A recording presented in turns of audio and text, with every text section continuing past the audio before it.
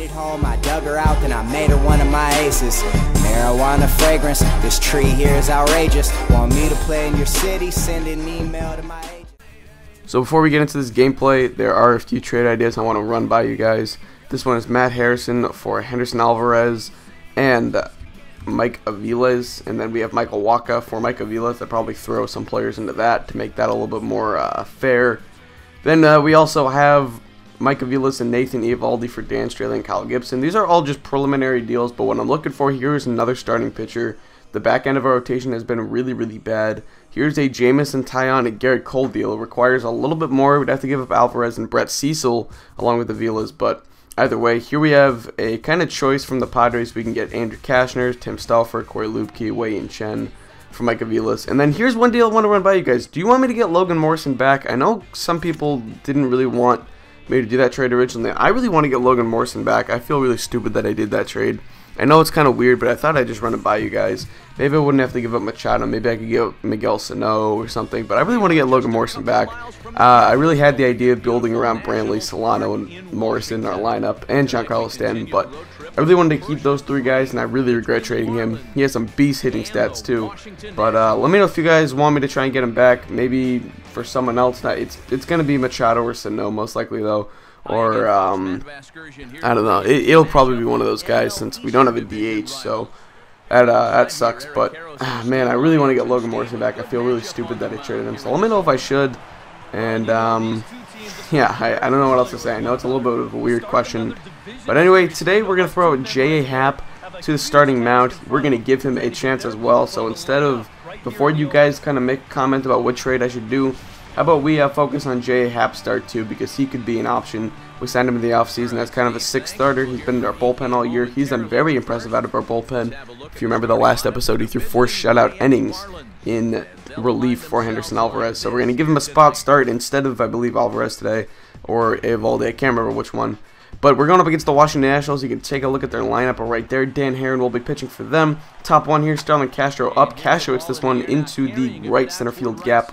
That will get down and 1 or 2 hop up against the wall. Castro is going to get into second easily for a leadoff double. Good to see out of Castro. Struggled a little bit this year, but we definitely need to get him going if we want to continue our run at maybe getting a division title, or at least a wild card spot. Either way, Jason Worth with a very nice catch diving into Rob Donovan Solano.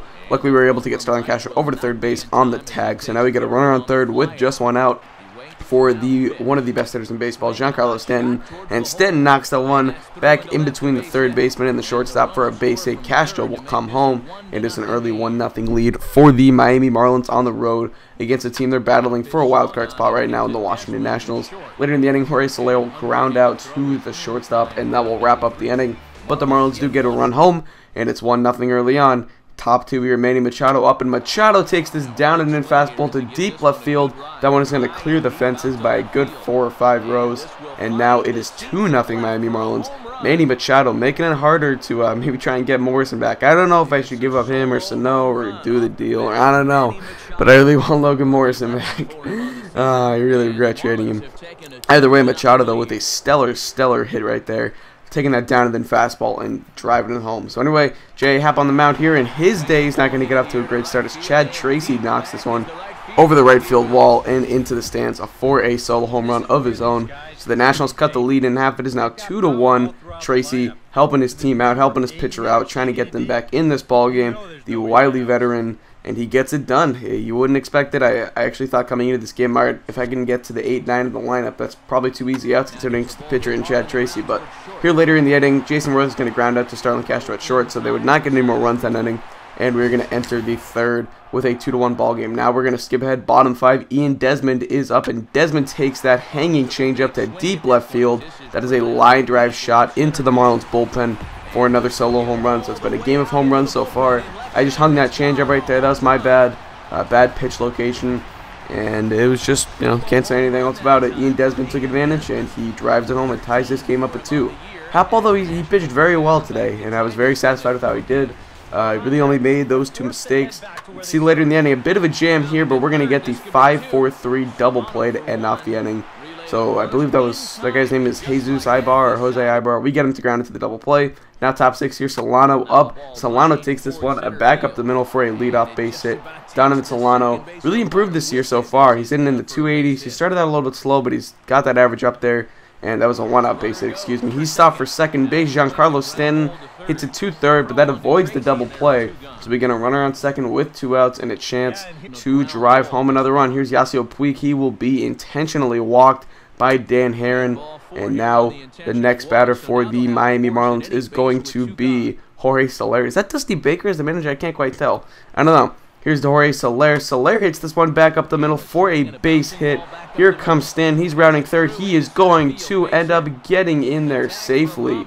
So the Marlins have taken the lead 3-2 as Ibar's throw was not in time. Now Rob Brantley up next. Brantley takes this one back up the middle, and that's going to drive home another run. So another RBI single for Rob Brantley and for the Miami Marlins. And we take a 4-2 lead on the Nationals. So here would come Tyler Clippard in relief for Dan Herron, and he is 4-2 on the year with a 4.80 ERA.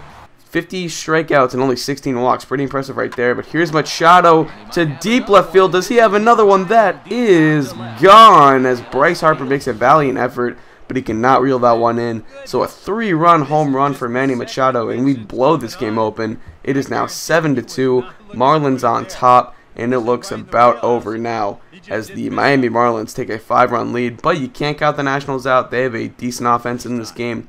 And here's Miguel Sano later in the inning. 2 outs. Sano pops this one up. He's really done well in the simulation. I think he's 3rd in the NL in batting, and he has like 15 home runs. But I never seem to hit well with him. I don't know what it is, but either way here, bottom 6 now. And J. Happ once again continues to pitch well. He's going to get Ian Desmond to ground out. He gets out of the jam. And this happened last game too. It seems like Happ allowed a lot of base runners, but he was just solid at not allowing any runs. And at the end of the day, he only allowed 2 runs through 6 innings, and that's very impressive. That's a quality start. That's all we were looking for out of our 5th starter. So he ended up with a very good day. He would be pulled after this, but you're going to take a look at the 6th inning recap right here. Machado with 2 home runs and 4 RBI. Chad Tracy with a home run of his own, as you saw earlier. And J.A. Happ, like I said, not a lot of Ks, hell of a lot of hits. But at the end of the day, 6 innings, 2 runs. And yeah, it could have been worse, but hey, that's all I'm looking for. So Andy Dirks is going to pinch hit here for J.A. Happ in the top of the 7th inning. And the 3-2 count to him. Tyler Clippard still in the mound. Dirks crushes one to deep center field. And probably one of my most surprising home runs, at least for me personally. Andy Dirks gets a home run. And I don't know, I was very surprised to get a no-doubt home run with Andy Dirks coming off the bench. I was just looking to get a base runner. He has like 85 contact or 87 contact versus righties. That's all I was looking for. But Dirks proving once again why he is so valuable coming off that bench.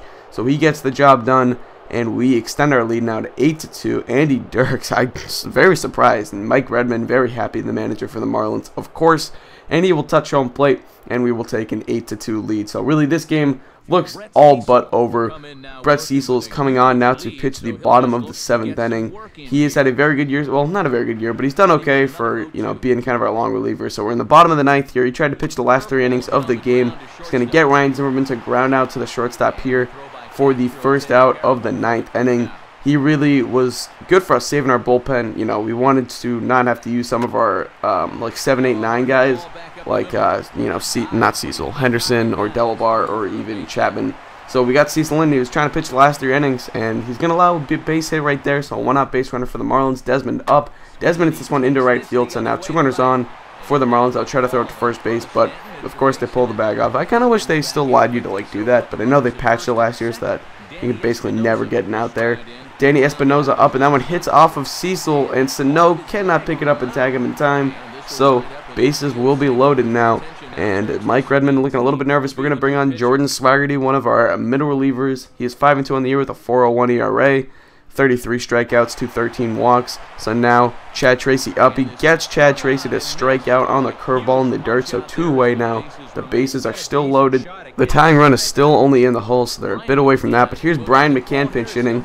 Boy, it's good to have a guy like this off your bench. I imagine he's a regular starter. He's going to strike out on the curveball swinging, and that wraps up the game. Jordan Swaggerty gets out of the inning. He bails Cecil out, and we win this ball game 8-2. The Marlins take this one home. A big, big win for them as we start a 3-game set against the Nationals, the team that we are battling for that first wildcard spot. We're right now both in the top 2 of the wildcard. We're both about 5 games back, I think, of the Braves. The Braves have really pulled ahead of everyone, so we might be looking to battle for that wild card. It depends. Let me know which of those trades you think I should do. Let me know if you think I should just kind of keep the guys I have, maybe throw J Happ in there. You know, we'll see. I mean, you know, I do kind of want to build around the guys that I already had. Like, I really do want to build around Alvarez and Eovaldi and Solano and Morrison and Brantley and Giancarlo Stanton. But, you know, if they're really performing poorly, then I think I got to move one of them. But that's the thing with Logan Morrison. He never really performed poorly. I don't know, I jumped at the idea of getting Manny Machado, and I was a little bit premature with that, and that's probably the one trade I really regret doing in this.